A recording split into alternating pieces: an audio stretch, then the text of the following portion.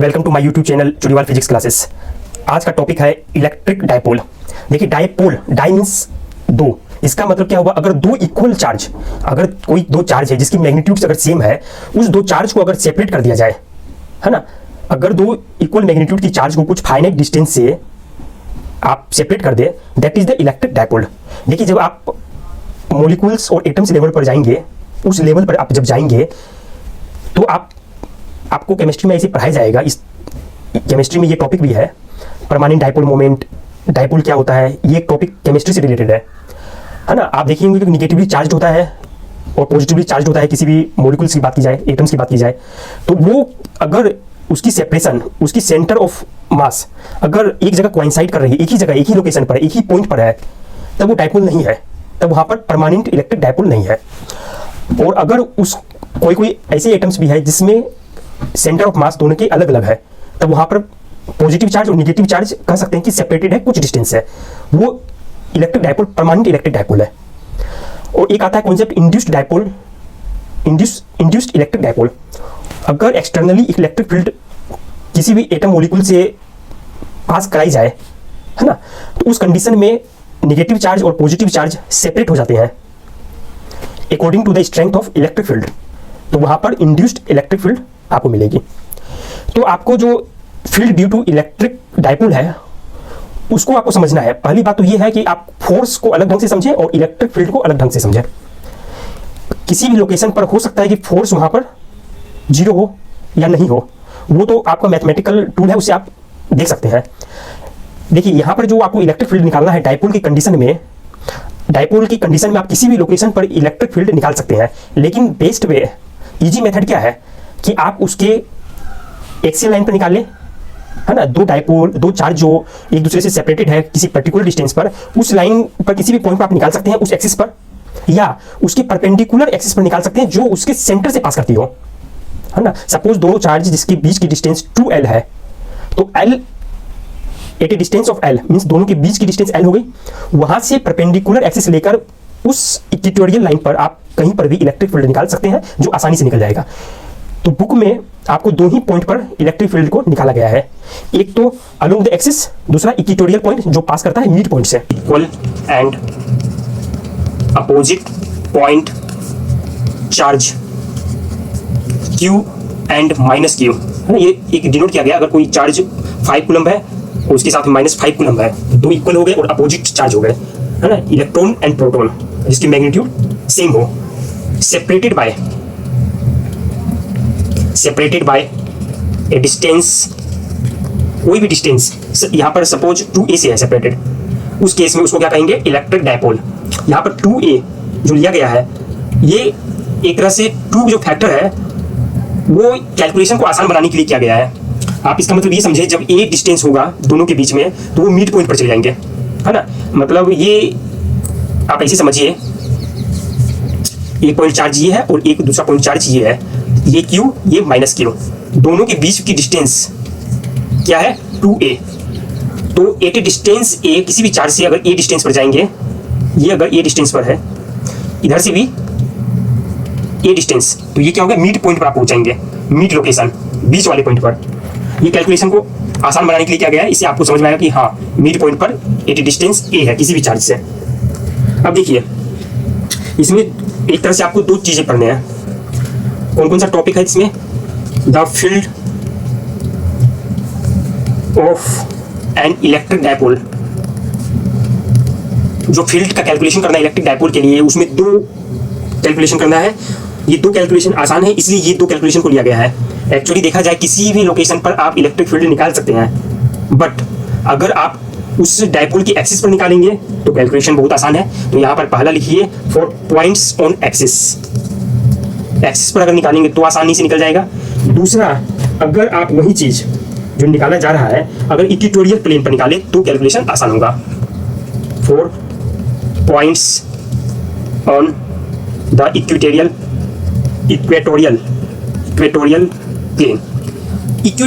आप जो समझ रहे हैं इक्वेटोरियल, इसका मतलब क्या होता है, ये कहाँ आप सुने हैं पहले, देखिए अर्थ के लिए इक्वेटर जैसे होता है, अर्थ लिखाते हैं ना, जैसे ये अर्थ है एग्जांपल, अब कोई बोल सकता है अर्थ बोल नहीं है, वो सब अलग उसमें आपको यहाँ पर नहीं समझना, आपको ये समझना ये अगर पोल है, नॉर्थ पोल और साउथ पोल, तो इसके मिड पॉइंट से जो एक ये जो सर्कल है, मतलब मिड पॉइंट से जाती है चारों साइड में, ये हुआ ये जो प्लेन है मिड पॉइंट से होते हुए, ये it is the equatorial plane. उसी तरह से अगर चार्ज की कंडीशन में, डायपोल की कंडीशन में समझे आप, तो यहाँ पर भी ये डायपोल है, इस केस में इक्वेटोरियल प्लेन जो है वो मिड पॉइंट से पास कर रही है। Mid point means at distance A, charge से ए डिस्टेंस पर, इस चार्ज से भी इक्वल डिस्टेंस ए मान लीजिए। इस जगह से जो भी प्लेन पास करेगी, जो इस एक्सिस के परपेंडिकुलर होगी, है ना, ये जो प्लेन है ये क्या है, इक्वेटोरियल प्लेन, और ये जो एक्सिस है ना, ये क्या है, ये एक्सियल पॉइंट है, एक्सिस। तो इन दोनों के बीच में जो एंगल होगा ये 90 डिग्री, इस प्लेन और एक्सिस के बीच में एंगल 90 डिग्री। तो आपको जो कैलकुलेशन करना है वो आपको दो जगह करना है, क्योंकि यहाँ पर क्या होता है, कैलकुलेशन बिल्कुल आसान है। तो कहाँ कहाँ करना है आपको कैलकुलेशन, अगर इस एक्सिस पर किसी भी लोकेशन पर, इस लोकेशन किसी भी लोकेशन ABCDEFG किसी भी लोकेशन पर निकालना, तो कैलकुलेशन आसान है। तो इसके लिए इलेक्ट्रिक फील्ड किसी भी लोकेशन पर आप निकालेंगे एक्सिस पॉइंट पर, ठीक है। तो आपको एक्सिस पर निकालना है, पहला टास्क है। दूसरा, अगर इक्वेटोरियल प्लेन पर किसी भी पॉइंट पर निकालना हो तो इसकी कैलकुलेशन आसान है। इलेक्ट्रिक फील्ड तो सभी जगह है, लेकिन आपको जो सिलेबस में है वो सिर्फ एक्सिस पर निकाले या इक्वेटोरियल प्लेन पर किसी भी पॉइंट पर निकाले। ये तो आपको अभी समझना है। तो पहले आप देखते हैं, पहले आप समझेंगे इक्वेटोरियल प्लेन के लिए। तो फर्स्ट वन लिखिए, the field of an electric dipole for points on the axis. अगर एक्सिस पर होगा तब क्या होगा, तो देखिए आप सिंपल में एक्सिस के लिए आप ये समझिए, अगर चार्ज ये Q है और दूसरी चार्ज माइनस Q, इन दोनों के बीच में डिस्टेंस कुछ भी ले सकते हैं। आपने 2a समझा है कि डिस्टेंस इनके बीच में 2a है। अब कहीं पर पॉइंट आप ले लीजिए एक्सिस पर, एक्सिस तो कहीं भी हो सकता है, ये भी एक्सिस कहीं है, इसी एक्सिस पर कहीं पर किसी भी लोकेशन पे, इस पॉइंट पर, इस पॉइंट पर, इस पॉइंट पर, यहाँ जहां मर्जी हो। तो आप सपोज कोई पॉइंट आप P ले रहे हैं, यहाँ पर इलेक्ट्रिक फील्ड निकालना है, ये पॉइंट ऑन द एक्सिस है, एक्सिस ऑफ डायपोल। सपोज ये मिड पॉइंट से at a distance of r। अब आपको निकालना है कि P पर इलेक्ट्रिक फील्ड क्या होगी।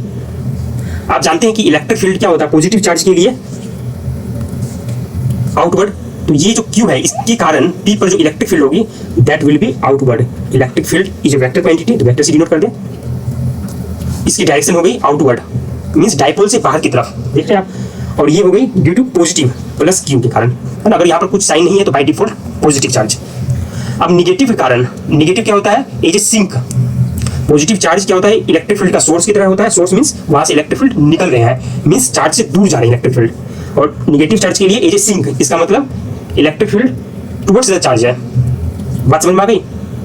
तो इस केस में निगेटिव चार्ज के लिए वेक्टर की डायरेक्शन होगी towards the charge, minus Q जिस तरफ है उस डायरेक्शन में आप देख सकते हैं। तो vector electric field minus Q, बात समझ में आ गई। या डायरेक्शन से शो किया गया है और मैग्नीट्यूड आपको निकालनी, बाद में वेक्टर सम करेंगे।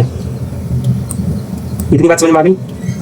अब देखिए E equal to E plus Q के कारण जो भी है ये वेक्टर क्वांटिटी है, और इलेक्ट्रिक फील्ड वेक्टर है तो वेक्टर से आप एरो ऊपर में शो कर दें, ठीक है। इसकी वैल्यू क्या हो जाएगी, इलेक्ट्रिक फील्ड की Q/4 पाई एप्सिलॉन नॉट 1 डिवाइडेड बाय ये R माइनस ए। आप डिस्टेंस देखेंगे तो R माइनस ए हो जाएगी, आप देख सकते हैं।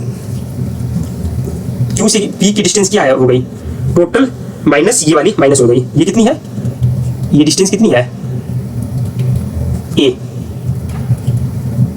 तो R माइनस ए, तो ये वाली डिस्टेंस क्या निकल गई, R माइनस ए। उसी तरह से निगेटिव चार्ज से P की डिस्टेंस क्या हो गई, R, ये वाली डिस्टेंस A है, तो टोटल डिस्टेंस हो गई R प्लस ए। बात समझ में आ गई। समझिए ये बहुत आसान है, बिल्कुल आसान है। R माइनस ए आपको इलेक्ट्रिक फील्ड में क्या कहा गया है, स्क्वायर टर्म, ये एक हो गए। अब आपको निगेटिव चार्ज के लिए लेना है। आप देख सकते हैं वेक्टर में दोनों की डायरेक्शन क्या अपोजिट है, तो मैग्नीट्यूड क्या होगी, माइनस, निगेटिव होगी, है ना। मैग्नीट्यूड क्या हो जाएगी, कम हो जाएगी। अगर एक ही डायरेक्शन में होती तो resultant will be more, it means that आपको ऐड करना पड़ता है, यहाँ पर आपको सब्सट्रैक्ट करना पड़ता है R प्लस ए, और ये भी यहाँ पर स्क्वायर टर्म, ये तो फॉर्मूला है। अब ये वेक्टर है तो इसकी क्या होगी, डायरेक्शन के लिए एक वेक्टर लेंगे जो डायरेक्शन से रिप्रेजेंट कर देंगे। तो यहां पर आप वेक्टर लेंगे, बताइए क्या लेना होगा, डायपोल मोमेंट। तो पी से आप डिनोट कर दिए, इसकी वेक्टर पी से आप कर दिए। ये एक्चुअली क्या है, यूनिट वेक्टर है, ये पी यूनिट वेक्टर है। तो आप इसको इस तरह से कीजिए, यहां पर कैप भी लगा सकते हैं। इसकी डायरेक्शन क्या होती है, इसकी डायरेक्शन इलेक्ट्रिक डायपोल मोमेंट की डायरेक्शन निगेटिव चार्ज से पॉजिटिव चार्ज की तरफ होती है। निगेटिव चार्ज से पॉजिटिव चार्ज की तरफ की डायरेक्शन को कहते हैं इलेक्ट्रिक डायपोल मोमेंट की डायरेक्शन। तो यहाँ निगेटिव से पॉजिटिव, इट मींस दैट कौन सी डायरेक्शन आ गई, ये वाली डायरेक्शन, ये वाली डायरेक्शन हो गई इलेक्ट्रिक डायपोल मोमेंट की पी की डायरेक्शन। और आप देख सकते हैं पॉजिटिव चार्ज के कारण जो इलेक्ट्रिक फील्ड है वो भी पी की डायरेक्शन में। इसकी डायरेक्शन भी देखा जाए लेफ्ट साइड में, इसकी डायरेक्शन भी लेफ्ट साइड में, इसकी डायरेक्शन लेफ्ट साइड में, नो प्रॉब्लम। लेकिन निगेटिव चार्ज के कारण जो है इसकी डायरेक्शन राइट साइड में, जबकि इसकी डायरेक्शन है लेफ्ट साइड में, यहां से लेफ्ट साइड में, तो डायरेक्शन अपोजिट। दैट्स व्हाई आप निगेटिव से वहां मेंशन कर दिए, निगेटिव मेंशन किए हैं इन दोनों के बीच में, क्योंकि यहां पर तो ऐड करना था लेकिन वेक्टर सम था। तो वेक्टर में क्या होगी, यहां पर आपको एक यूनिट वेक्टर भी लेनी है। तो यूनिट वेक्टर आप ऐसे ले सकते हैं, यहाँ पर P unit vector, direction same थी तो आप यहाँ पर कोई साइन नहीं, यहाँ पर प्लस अगर लेंगे तो यहाँ पर पी की डायरेक्शन और इलेक्ट्रिक फील्ड की डायरेक्शन दोनों अपोजिट थी, तो माइनस पी कैप ऐसा कर सकते हैं। इसको फिर आप नहीं लें, बाद में इन दोनों को कॉमन लेंगे तो ये क्या हो जाएगा, Q upon 4 pi epsilon naught 1 upon r minus 1 whole square minus 1 upon r plus a whole square. यहाँ पर आप कॉमन ले लें इलेक्ट्रिक डायपोल मोमेंट, ये यूनिट वेक्टर। इसका मतलब यूनिट वेक्टर मींस ये मैग्नीट्यूड को डिस्टर्ब नहीं करेगा, ओनली डायरेक्शन। अब इसको जब आप कैलकुलेट करेंगे तो क्या वैल्यू आएगी, Q upon 4 pi epsilon naught. इन दोनों को आप कॉमन लेकर कर सकते हैं, मतलब सिंपल है, आप कोशिश करें निकल जाएगा, नहीं निकला तो आप कमेंट सेक्शन में लिखे, मैं बता दूंगा। बिल्कुल आसान है, इसमें कुछ समझना ही नहीं है। आप 12th में है ना, अगर 11th में होता तो मैं बताता भी। बिल्कुल इसको आप जैसे करते हैं वैसे कर ले, हो जाएगा। या मैं बता दूं आपको, सिंपल इसको ऐसे करना है। यहाँ पर आप r minus A whole square LCM लेना है, फिर ऊपर में टर्म लेना है r plus A whole square minus r minus A whole square. इसको जब आप करेंगे तो क्या होगा, a minus B multiplied by A plus B, तो क्या हो जाता है a square minus B square, वही तो है r square minus A square, और होल स्क्वायर ये दोनों में क्या था, स्क्वायर टर्म था, इसलिए यहाँ पर टोटल स्क्वायर कर देंगे। और इसको जब करेंगे तो ये निकल जाएगा 4ar। बात समझ में आ गई। अब आप ये देखना, इसको जब आप एक कंडीशन ले ले r divided by r to the power 4, तो इसको जब आप कैलकुलेट करेंगे तो यहाँ पर 3 means 4qa divided by 4 pi epsilon naught 1 upon rq। ये यूनिट वेक्टर से आप लिख दें। अब दूसरा condition, second condition is 4 points on the equatorial plane. अगर इक्वेटोरियल प्लेन में होगा तो क्या कंडीशन आप लेंगे, तो किस तरह से कैलकुलेट करेंगे, दो चार्ज Q और माइनस Q, दोनों के बीच की डिस्टेंस 2a। अब यहाँ पर कोई प्लेन है,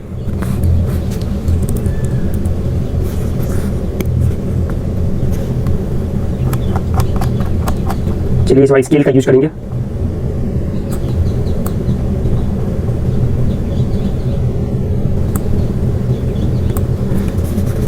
तो आप इसको इस तरह से समझे, कोई पॉइंट है, वो किसी भी पॉइंट पर, यहाँ पर लोकेशन क्या कर दी इसको, P पर आपको वैल्यू निकालनी है। P की डिस्टेंस मिड पॉइंट से कितनी है, R, जैसा पहले लिए थे। और एक चीज़ और, यहाँ पर आप ये समझ के देखें, अपनी मन से आपको लेना है एंगल थीटा ले।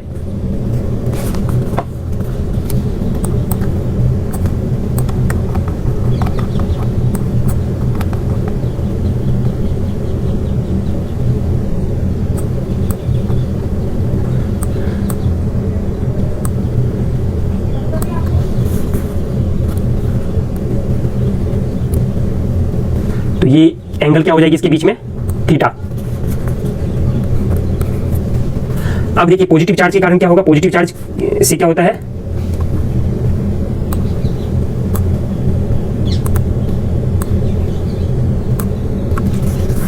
Positive charge is a source.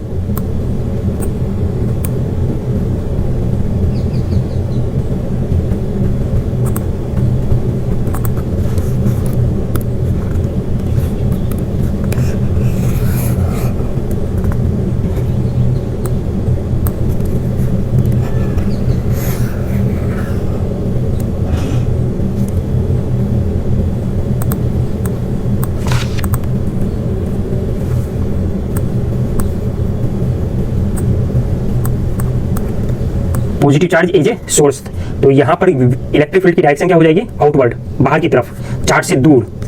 Electric field due to positive charge. Negative charge के कारण क्या होता है, सिंक। सिंक मीन्स चार्ज की तरफ इलेक्ट्रिक फील्ड की डायरेक्शन हो जाएगी, E due to minus Q, negative charge के कारण। ये भी वेक्टर है, तो डायरेक्शन से हम शो कर दिए। अब इसकी रिजल्टेंट क्या होगी, एक्चुअली दोनों की मैग्नीट्यूड सेम है क्योंकि चार्ज सेम है, तो इसकी जो रिजल्टेंट होगी वो भी इसके मिड एंगल से होगी, जो बीच की एंगल, अगर इसके बीच की सेपरेशन एग्जाम्पल के लिए 30 डिग्री है, तो यहाँ पर ये वाली एंगल और ये वाली एंगल सेम होगी, आप ये समझ सकते हैं। ये दोनों की एंगल, ये दोनों एंगल सेम होगी, तो यहाँ पर ये ई की वैल्यू एट पी, ये रिजल्टेंट आप कह दीजिए। बात समझ में आ गई। अब इसको कैलकुलेट करना है आपको। E due to positive charge, E due to plus Q equal to Q divided by 4 pi epsilon naught 1 upon R square plus A square. यहाँ पर सिर्फ मैग्नीट्यूड आप ले रहे हैं, मैग्नीट्यूड ले रहे हैं, इसकी डायरेक्शन भी होती है उसको बाद में देखेंगे। माइनस क्यू के कारण 4 pi epsilon naught 1 divided by, इसकी वैल्यू भी R square plus A square, क्योंकि पॉइंट पी जो है क्यू से आप डिस्टेंस ले या माइनस क्यू से डिस्टेंस ले पॉइंट पी की, तो वो एक ही डिस्टेंस पर है, इक्वल डिस्टेंस पर है। ये वाली क्या हाइपोटेन्यूस है, तो इसके बीच में क्या डिस्टेंस हो जाएगी, R square plus A square. उसी तरह से यहाँ इस पॉइंट से लेकर इस पॉइंट के बीच की डिस्टेंस भी R square plus A square. तो आप यहाँ पर सिर्फ मैग्नीट्यूड ले, डायरेक्शन बाद में देखेंगे क्या होता है। तो रिजल्टेंट देखिए, the components along the dipole axis add up. जो डायपोल एक्सिस के अलोंग होगी कंपोनेंट, आप देख सकते हैं ना, इसको इस तरह से समझें। कोई वेक्टर ये है, दूसरी वेक्टर ये है। अब यहां पर इसको अगर इस दोनों वेक्टर को आप ब्रेक करेंगे एक्सिस पर, तो इसकी क्या एक वेक्टर इस पर आएगी, एक इस पर आएगी। उसी तरह इसकी वैल्यू एक इस पर आएगी, इसकी कंपोनेंट एक वाई एक्सिस पर। ये अगर एक्स एक्सिस है, ये अगर वाई एक्सिस है, तो दोनों को रिजोल्व कर सकते हैं। ये वन वेक्टर, ये दूसरी वेक्टर, दोनों को रिजोल्व करेंगे तो एक्स एक्सिस पर भी आएगी, वाई पर भी आएगी। उसी तरह से 2 की भी वैल्यू एक्स एक्सिस पर और वाई एक्सिस पर भी आएगी। वाई एक्सिस वाली वैल्यू एक दूसरे को कैंसिल कर देगी, लेकिन एक्स एक्सिस वाली वैल्यू एड अप, जोड़ देगी। बात समझ में आ गई। तो यहाँ पर जो रिजल्टेंट ई की वैल्यू होगी वो आप लिख ले, E due to positive plus E due to minus, इन दोनों मैग्नीट्यूड को आपने ऐड कर दिया। आफ्टर दैट आप यहाँ पर कॉस कंपोनेंट लेंगे और यूनिट वेक्टर से मल्टीप्लाई कर देंगे, जो डायरेक्शन देगी। आप एक चीज और देखिए, ये जो कॉस थीटा लिया गया है वो इसलिए है कि यहाँ पर ये एंगल क्या था, थीटा, यहाँ पर भी एंगल थीटा। तो इसकी कंपोनेंट एक्स एक्सिस पर क्या होगी, E1 cos थीटा। उसी तरह से 2 की कंपोनेंट A2 cos थीटा। इसलिए यहाँ पर दोनों जगह cos थीटा आएगा। That's why we have taken in common, है ना, कॉमन ले लेंगे और बाहर ले लेंगे। और यहाँ पर देखिए, आपको पता है कि जो इलेक्ट्रिक डायपोल मोमेंट की डायरेक्शन होती है वो नेगेटिव चार्ज से पॉजिटिव चार्ज की तरफ। तो नेगेटिव से पॉजिटिव की तरफ जो होती है, आप उसको रिप्रेजेंट जो करेंगे, देखिए नेगेटिव से पॉजिटिव ये डायरेक्शन आई, लेकिन रिजल्टेंट की जो डायरेक्शन है वो ये है, तो दोनों अपोजिट है। That's why we have put here negative sign, ये वाली नेगेटिव, क्योंकि डायरेक्शन दोनों की अपोजिट है। इलेक्ट्रिक जो ये वेक्टर क्वांटिटी है इसकी डायरेक्शन और ये जो इलेक्ट्रिक डायपोल मोमेंट जो यूनिट वेक्टर लिए है इसकी डायरेक्शन और इसकी डायरेक्शन अपोजिट है। That's why we mentioned here negative sign. बात समझ में आ गई। अब कैलकुलेशन आप जब कैलकुलेट करेंगे तो इसकी वैल्यू आ जाएगी 2QA divided by 4 pi epsilon naught R square plus A square 3/2। ये फिर से आप यूनिट वेक्टर से यहाँ पर रिप्रेजेंट कर दें। अब यहाँ भी एक कंडीशन लेंगे, at large distance means R is very very large than A. उस कंडीशन में electric field vector equal to -2QA divided by 4 pi epsilon naught R cube. ये आर क्यू क्यों लेंगे, ए को जब इग्नोर करेंगे आप, ए को जब आप इग्नोर करेंगे तो यहाँ पर क्या आ जाएगा, आर स्क्वायर और to the power 3/2 equal to R to the power 3। तो यहाँ भी यही दिया गया आर टू द पावर 3। अब यहाँ पर आप समरी में लिख सकते हैं, at a point on dipole axis electric field E equal to 2p। p means यहाँ पर सिर्फ डायरेक्शन शो कर रही है, मैग्नीट्यूड इसकी 1 यूनिट मैग्नीट्यूड की है, but it has some direction 4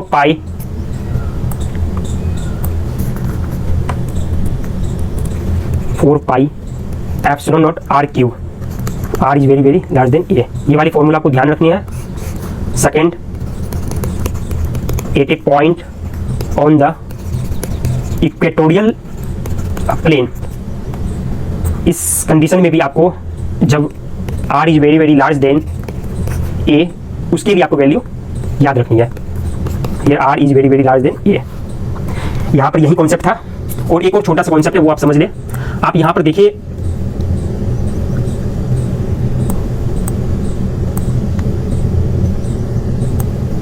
यहाँ पर जब आप देखेंगे एक छोटा सा मिस्टेक है। आप यहाँ पर it is not unit vector, इसकी मैग्नीट्यूड भी है, डायरेक्शन भी है। ऐसा इसलिए लिया गया है क्योंकि आप एक चीज पर ध्यान दें, एट ए लार्ज डिस्टेंस, ये जो Q और A है, यहाँ पर Q और A जो है वो आप जब देखेंगे तो ये दोनों टर्म जो है ये इलेक्ट्रिक डाइपोल मोमेंट है। तो आपने इलेक्ट्रिक डाइपोल मोमेंट के बारे में जो आप पढ़ रखा है वो क्या था, charge multiplied by distance between them. तो चार्ज मल्टीप्लाइड बाय डिस्टेंस कितना है, 2a। तो यहाँ पर इसको डिनोट कर सकते हैं इलेक्ट्रिक डाइपोल मोमेंट से p से। बात समझ में आ गई। उसी तरह से इस यहाँ पर भी 2qa, जहाँ पर भी 2q है उसको रिप्रेजेंट करेंगे p से। बात समझ में आ गई। अब यहाँ पर एक लाइन आप लिख सकते हैं,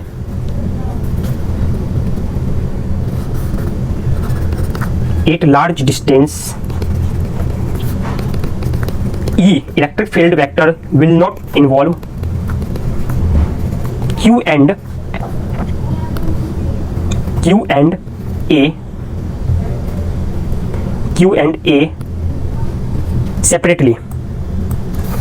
मतलब दोनों अब सेपरेटली इन्वॉल्व नहीं होंगे, but depends on the product QA। सो ये जो टर्म है कॉल्ड डाइपोल मोमेंट। तो इसका क्या कॉन्सेप्ट है, ये जो वेक्टर है डाइपोल मोमेंट की, यहाँ पर Q मल्टीप्लाइड बाय 2a, और इसकी डायरेक्शन क्या होती है, निगेटिव टू पॉजिटिव डायरेक्शन में। ये जो 2a है, सेपरेशन बिटवीन चार्जेज।